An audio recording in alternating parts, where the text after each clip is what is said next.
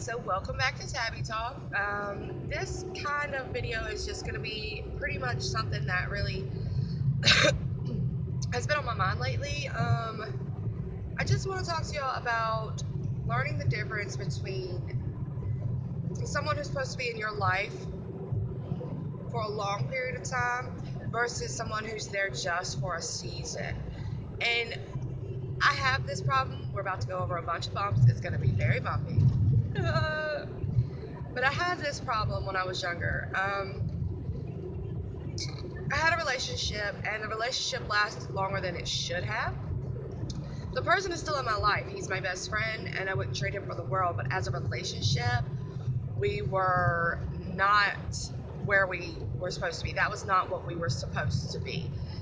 We were there for a season. We overlasted that season, and it got bad. It got ugly. We were a toxic relationship. Toxic. But I thought that this was the love of my life and I was supposed to be with him forever. I was young. No, he was supposed to be in my life for a long time because he's my best friend and he has been for 12 years, almost 13 years. He's been my best friend and I wouldn't trade him for the world. But he wasn't supposed to be my forever love. And that's where people get messed up.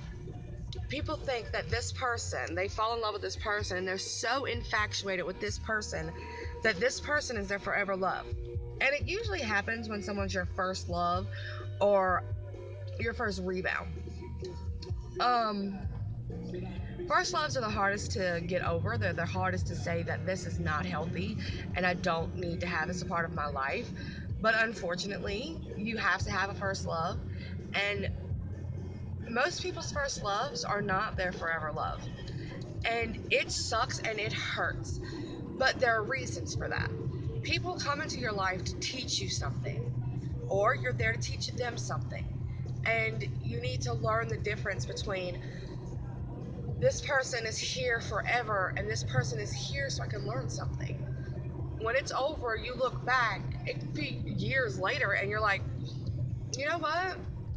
They taught me something. They taught me something about myself, whether it be your insecurities that you had, your whatever, they taught you something.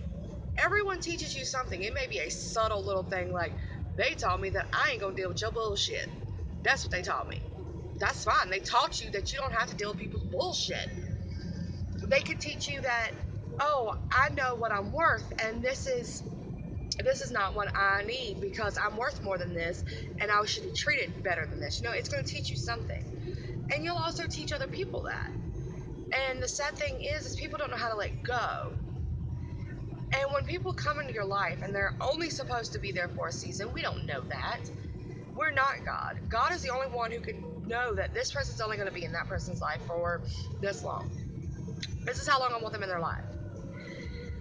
So you have to understand that while you're thinking this person is forever, this person is going to be here, and I'm going to be living with them, and we're going to be happy when we're 50, God's thinking, no, they're gonna be with you for 6 months, a year. And we've invested so much time, which sucks for us, because we invest time, we invest feelings and trust, and all that gets broken. And you're just sitting here like, why? Why do I have to go through this? Whether it be a friendship or a relationship, it doesn't matter. Because I have friends that I'm no longer friends with. We were friends when we were younger, and we're not now. We don't even speak. And that's fine. I don't have any ill will toward them. I wish them well, and I hope they're doing great in life, and most of them are. And I'm glad for that. But people don't get that when they come into your life for a season, when it gets to the end of that season, things get a little rough. Things get a little rough. It could be from in a relationship, the person cheating, the person lying, the person being this horrible person that you're like, this is not who they are. Why are they being like this? Shit.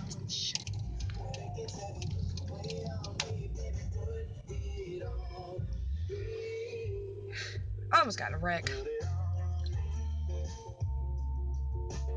Somebody wanted to pull out in front of me. This car right here. Mm-hmm. Okay, I had to take a minute because that kind of pissed me off. But like I was saying, when it gets to the end of that season, things start to get a little different, a little difficult for you and that other person. Like relationships and friendships are two different things that you have to learn the differences about.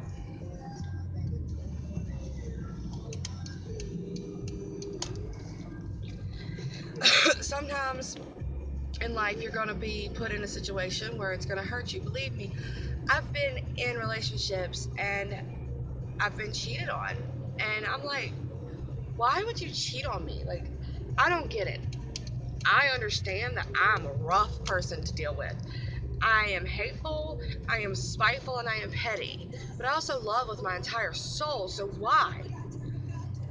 I'm never going to get answers for that. Nobody's ever going to tell me I cheated on you because of this. They're just going to say, oh, I just blah, blah, blah. I don't care for your reasonings. I'm not asking you to actually give me a reason. It's a rhetorical question. You cheated on me because you're stupid. That's what you did. My philosophy is if you don't want to be with someone, tell them that. Don't do stupid shit. But that's a different tangent altogether. But I've been hurt. I've been left with no explanation as to why. And at the time, it almost killed me. Not literally, but like it took a lot out of me because I thought this person was my forever love. Now I have Joey, who is my fiance, and this man is the most amazing person I've ever met. We have our problems, we have our issues, but at the same time, I wouldn't trade him for the world. He is my everything. So it took me going through so much negative, so much bad to realize these people were only for a season. These people were only supposed to be here for a limited amount of time. They were on special, limited time only, and then they got stuck up. But I didn't know that, and I tried to stick them around for longer than they were supposed to be, and it ended up hurting me in the end. And that's the sad thing is, people on the outside don't see the ugly, they don't see the bad unless it's that damn blatant. And if it's that damn blatant, you're just blind to it. But they don't see, they're like, oh, and I can't believe that happened. And I'm like, you don't know what happened behind closed doors. I saw it coming. Like I saw what happened coming. Not with my last relationship. I didn't see that shit blindsided my ass. Like I didn't see that coming at all. We was just talking about how much we loved each other, and then he came home from work that same damn day and was like, I'm out. It's cool. Do you, boo boo? You're fine. But then there's people, I'm not going to name any names because she'll punch me in my face, but they just keep staying with someone for the fact of not being alone and not being in a place where she doesn't want to be, just alone and not having someone beside her. And I get it. It's not fun being alone, but here's my philosophy. In order to be able to see these people that are only here for a season versus the ones that are supposed to be here forever, you have to be okay with being by yourself. You have to be okay with you're going to come home from work, there's going to be nobody in your house, you're going to sit on the couch and you're going to watch Netflix all night by yourself because you have to be okay to be alone. I love being single. I love it. Oh my God, I love it. It does not bother me to be single. It doesn't bother me at all. But being in a relationship is something different. I have that person that if I'm just having a bad day, I go to him and I tell him, baby, this is what's going on. I'm having a bad day. And he just loves on me. And that to me is also an amazing thing. So you need to figure out how to be alone to find out who's supposed to be here for a season and who's supposed to be here for your life. And once you figure out how to be alone and you're okay with being alone, then nothing can stop you because you have to learn how to do these things by yourself without help from everybody else. And it's just one of those things. I'm talking about being alone, not any, you have to have assistance, you have to have assistance, but I'm talking about you have to be able to live life with yourself before you can live life with someone else. And here's my thing on I don't talk about religion on this because I don't want to get into a debate with someone because whatever. I don't debate religion. I can talk to you civilly or we don't talk at all about it. I'm not the best Christian in the world. Believe me, I never claimed to be. My religion says no sex before marriage. It says not to live with someone unless you're married. And I get it. Do I follow those? No. Should I follow those? Yes. But at the same time, I'm not convicted about premarital sex. That's just something I'm not convicted about. That to me is just something that happens. I'm not convicted about it at all. I am convicted about living with my fiance before we're married. That bothers me. I don't know why I'm not convicted about the sex, but I'm convicted about the living together. Weird, but it is what it is. So, if you're religious and you feel in your spirit that you're being convicted about something about this person you're with or this friend you have, then you need to listen to that. You need to say, okay, something's wrong because I shouldn't be convicted about something that is in God's will if you're religious. If you're not religious, you still got a conscience, okay? If you got a gut feeling that, something's off here, what's going on? It could be from something as little as y'all need to talk about something because you're not communicating correctly, to this person is stepping out on you, or this friend is spreading negative stuff about you. These are things that you need to put in check. It's your life, you can put it in check. But don't ever, ever take somebody that's supposed to be here for a season and abandon all hope for them. Because at the end of the day, when they're gone, because they will be, you will be alone. And no one wants it. If you're not okay, if you're willing to abandon all hope for this one person that's a seasonal person, when they're gone and you're alone, you're not okay with that. Because now you've got to go back and mend bridges that you've burnt. And some people aren't good at that. Some people are hella bad at that. So you need to learn how to be alone, find out who's there for a season. Then if you are religious, pray about it to whoever you pray to whatever you do, meditate, do something to get that gut feeling, to get your conscience, to get your spirit to calm down, and then address the situation. Talk to that person. Look, people have been saying this, this, and this. I need to know the truth. I need to know it from you. Because at the end of the day, don't run with something what somebody says. Go to that person and be like, look, this is what somebody's told me. This is what I've heard. Now we need to sit down and we need to figure it out because I don't have time for this he says, she says shit. I don't. So you need to figure that out. Once you've done that, then you can get into your life and be like, okay, so I know that with relationships, there's going to be heartbreak. With friendships, there's going to be detachments. You're going to lose friends. You're going to lose relationships. You're going to lose family members because of stuff you believe in. It is what it is. That's just loss is a part of living. And although it's one of the worst parts of living, it is what it is. People think that losing a loved one, you know, they're dying and or somebody you care about dying is a horrible feeling. No, a horrible feeling is losing someone you love and they're still alive. Like people that you were so close to that now they're just a memory. They're just something that flips through your brain when you hear a song or you smell a smell and you're like, oh, that makes me think of blah, blah, blah. That's all that is. And it's sad. It's hella sad. But it is what it is. And you have to be okay with some people just being memories. And you have to be okay with letting go.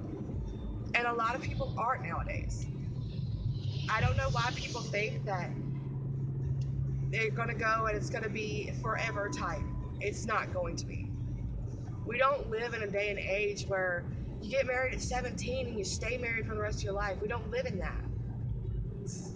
No one in this generation, not in my generation, but the generation after me, they don't want love and commitment. They want someone who they can basically have sex with and be there for, and then when they want to go do whatever they want to do, they can go do that. That's what they want.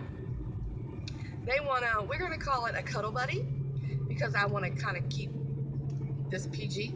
Um, it's a cuddle buddy. Someone they can lay up with, but still do whatever they want to do. And it's not fair because at my age, I'm looking for loyalty and stability. I found it, but I come from a different generation. I come from a generation where, yeah, you know, that's what we want too. We did our wild stuff in our teens. Kids now, they don't do that. They're sheltered, they're hidden. Okay, yeah, I went and got drunk when I was a teenager. I went and smoked weed when I was a teenager. Now it's kind of different because kids don't do that. They're more sheltered. And I'm not saying go get drunk when you're 15 years old, but I got all my wild hairs out before I was 24 years old. So I don't like to go out and party. I don't like to do any of that. I'd rather be at home and stay to myself and not have to do anything but watch Netflix. So I got all that out of my system. Kids nowadays don't get that out of their system. They turn 21, they're legal to drink. They haven't drunk before, and they're like, woo! No. Calm it down. Sit down somewhere. Ain't nobody got time. So you just got to figure it out. You got to figure yourself out. You got to get there, and you're going to do it. Everybody's going to do it. You're going to be fine. And just remember that at the end of the day, if she breaks your heart, if he breaks your heart, if your friend leaves you, you're going to be okay. Because there was a time in your life that you didn't even know them. You was breathing before they were there. You'll breathe after they're there.